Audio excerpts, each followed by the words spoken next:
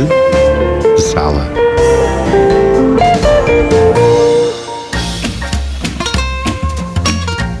Olá, bem-vindos ao Frente de Sala. Neste episódio voltamos ao MAT, Museu de Arte, Arquitetura e Tecnologia, para conhecer Turnaround, um olhar sobre a coleção de arte Fundação EDP. Uma exposição que reúne cerca de 90 obras de 58 artistas e que propõe uma viagem pela arte contemporânea portuguesa a partir de uma das mais importantes coleções institucionais do país. A guiar-nos por este percurso feito de obras, espaços e diferentes formas de olhar estará João Pinheiranda, diretor do museu e um dos curadores da exposição. Eu sou Susana Araújo e este é o podcast da Agenda Cultural de Lisboa.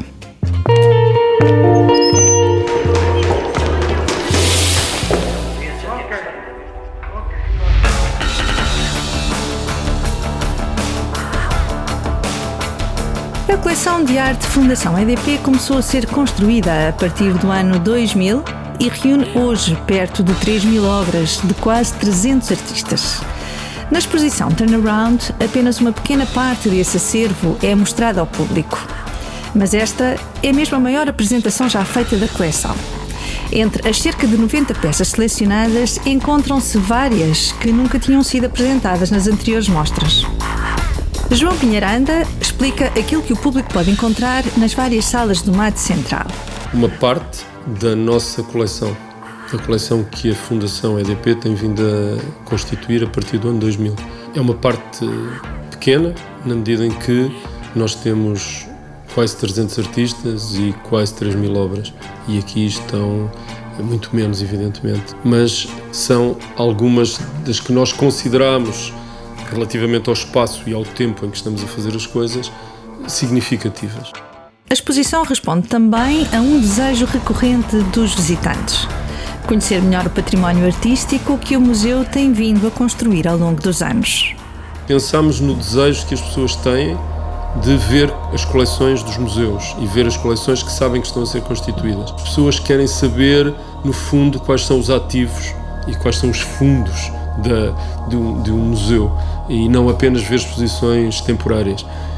Saber que há ali qualquer coisa de sólido, permanente, continuado e que cresce. A última vez que a exposição tinha sido apresentada de uma maneira mais curta foi em 2021 e nós pretendemos agora fazer uma exposição temporária que é de longa duração, vai durar um ano. No início do percurso, os visitantes são recebidos pela voz de Luísa Cunha. É a instalação Turnaround de 2007. A obra que acabou por dar o título a toda a exposição. Turnaround. You are so beautiful. Era muito difícil arranjar um título para esta exposição que não fosse um título um bocado xoxo, que aliás que fosse um subtítulo. É um olhar sobre a coleção da Fundação EDP. E a ideia foi, vamos procurar nos títulos das peças.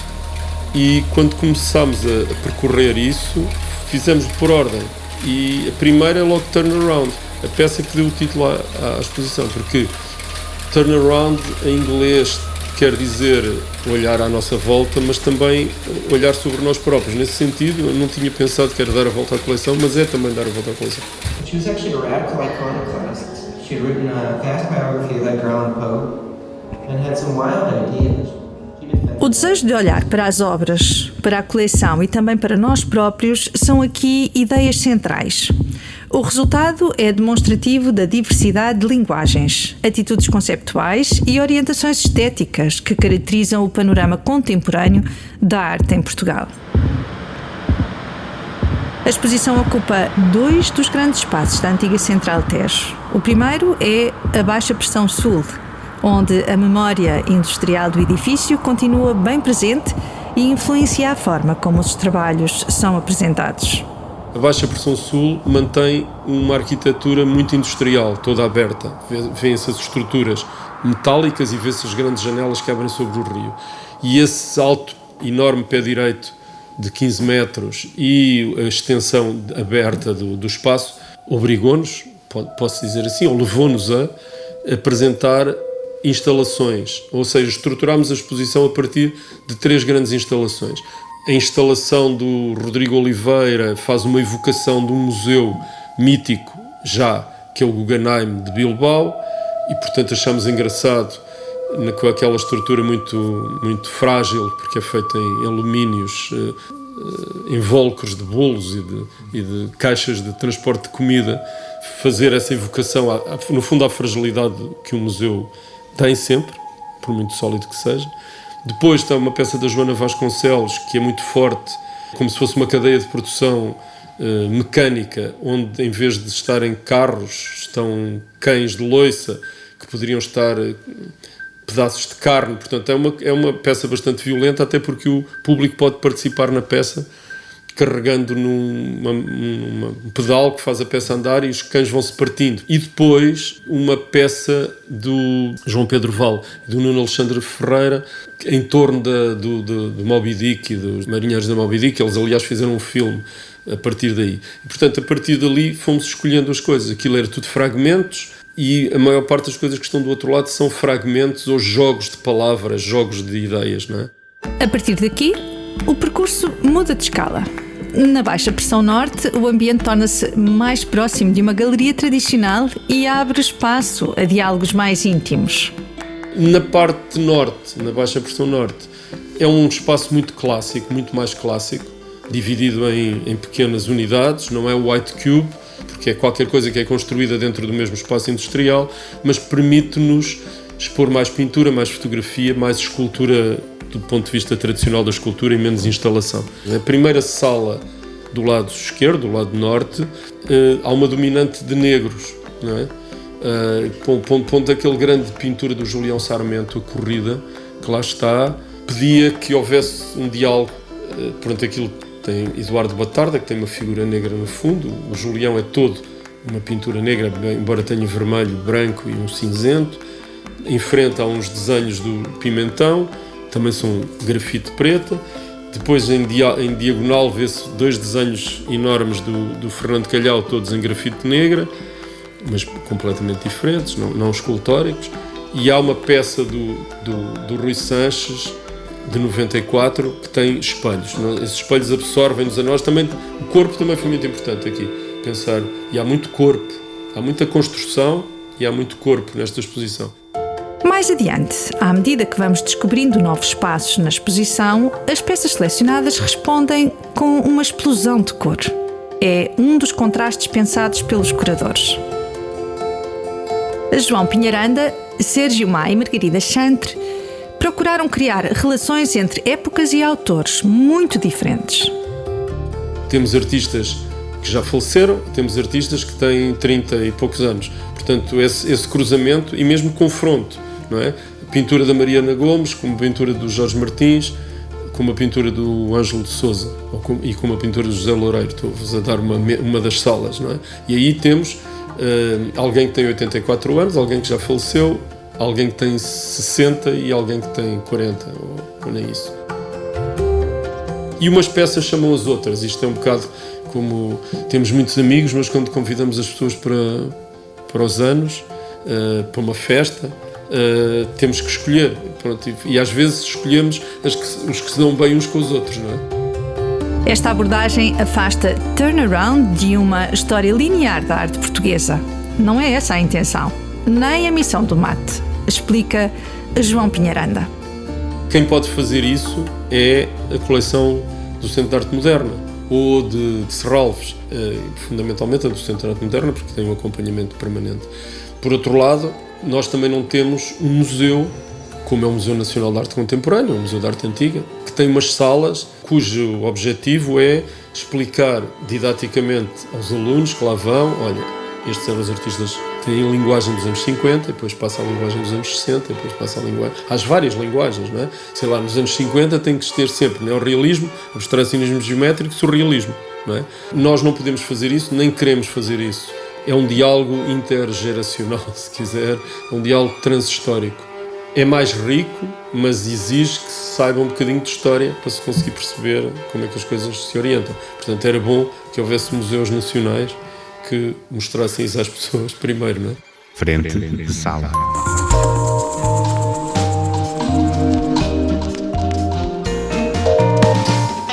Mais Mais do que seguir uma cronologia, o percurso constrói encontros e afinidades inesperadas entre alguns dos artistas mais importantes da cena artística portuguesa dos anos 60 até ao presente.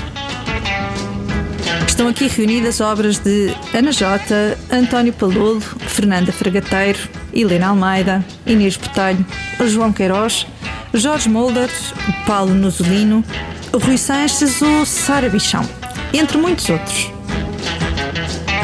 Será que a coleção de arte Fundação EDP nos permite tirar conclusões sobre a arte contemporânea portuguesa e sobre a forma como ela é vista dentro e fora do país? Eu acho, já tenho dito isso muitas vezes, que a arte portuguesa contemporânea é das mais interessantes no panorama da arte ocidental, mas é das mais difíceis de compreender. Basicamente, penso por vezes que os artistas portugueses são como se fossem todos heterónimos, às vezes de si mesmos, se pensarmos na Ana Jota, que muda muitas vezes de estilo, mas heterónimos de uma mesma cultura, ou de uma mesma unidade cultural. Na medida em que, se nós falamos em grupos, esses grupos é apenas porque são amigos uns dos outros. Não quer dizer que seja um grupo que tem um estilo idêntico. Fala-se muito do grupo dos anos 80 em torno dos chamados arquipélago.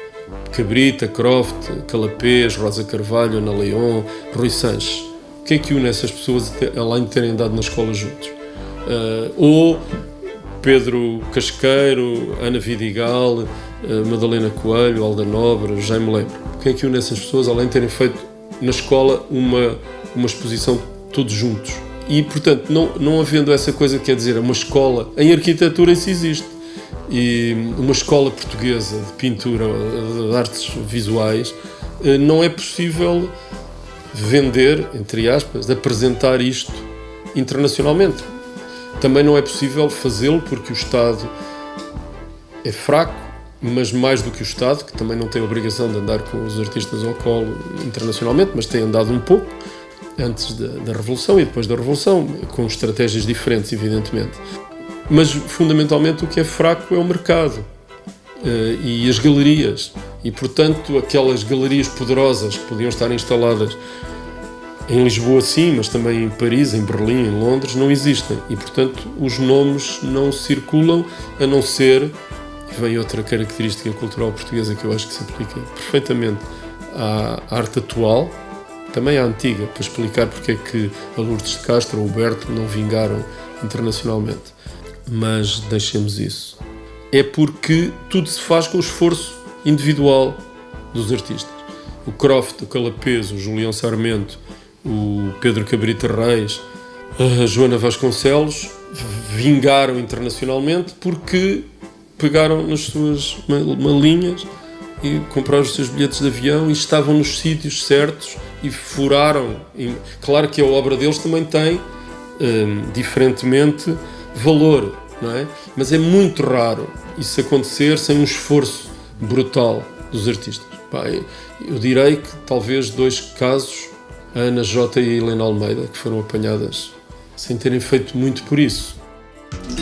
E antes de terminarmos esta visita pelo MAT e pela arte contemporânea portuguesa, voltamos ao início da segunda parte da exposição. É ali, junto às fotografias de Jorge Mulder, que João Pinharanda encontra uma imagem capaz de resumir, de forma particularmente certeira, o espírito de Turnaround. Somos recebidos nesse espaço mais fechado das salas do norte do edifício por 10 das 13 fotografias do Jorge Mulder, que tem um título que complementa o turnaround. Se o turnaround é olha em torno de ti próprio para ver o que é que estás a ver, essa peça do Mulder, que são sempre autorrepresentações em que ele, naquele caso, não sei bem se nos está a convidar a entrar, se está a defender de nós, se nos está a mandar embora, tem o título de A Condição Humana. E eu acho que entre este turnaround e a condição humana podemos resumir um pouco esta ideia da exposição. Olha em torno de ti e percebe que a arte te faz compreender a condição humana. Turnaround, um olhar sobre a coleção de arte Fundação EDP, pode ser visitada no MAT até 11 de janeiro do próximo ano. Turnaround. You are so beautiful. Mr. Brown. Eu acredito que toda a vida é sagrada.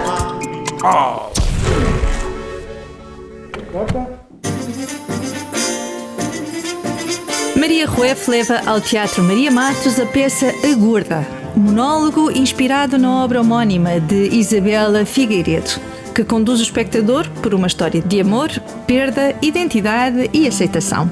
Está em cena até 22 de julho. Há aqui uma zona que foi o que me apaixonou na Gorda e que também está nas memórias desta também terra de ninguém. No verão, a cidade de Lisboa torna-se sala de cinema ao ar livre, com várias iniciativas a convidar a ver filmes a céu aberto. O Black Cat Cinema inclui filmes contemporâneos, de culto e clássicos, com exibições em vários locais da cidade de 13 de maio a 18 de outubro. Nós abrimos as portas 2 horas antes do filme e tem a possibilidade de comer, de ver um concerto, de pôr a conversa em dia com os amigos.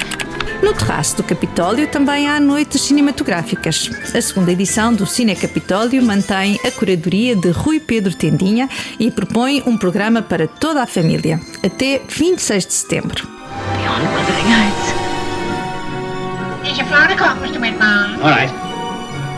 Também a acontecer em mais do que um local e sempre ao ar livre, o Cine Society exibe os vencedores recentes dos Oscars e vários outros clássicos. What's that smell? Catfish for 100 people. Be or not to Disgusting. Tá doigar. Me bailar. Nas artes plásticas, sugerimos uma visita à 4ª exposição individual de João Bragança Gil, patente nas Carpintarias de São Lázaro. Reúne vestígios, esculturas, artefactos, videoinstalações e imagens eletrogravadas, compondo um território instável onde memória e simulação se contaminam.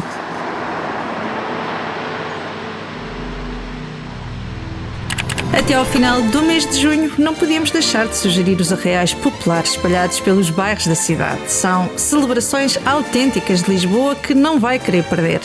Os festejos incluem música, manjericos e, claro, sardinha assada. Saiba onde os encontrar em agendalx.pt. Chega ao fim mais um Frente de Sala. Obrigada por ter estado connosco. Nós voltamos na próxima quinzena para lhe trazer mais cultura. Este é um podcast da Agenda Cultural da Câmara Municipal de Lisboa que pode ouvir e subscrever nas várias plataformas digitais ou em agendalx.pt. A edição é de Ricardo Saleiro e a sonoplastia genéricos são da autoria de Fernando Figueiredo.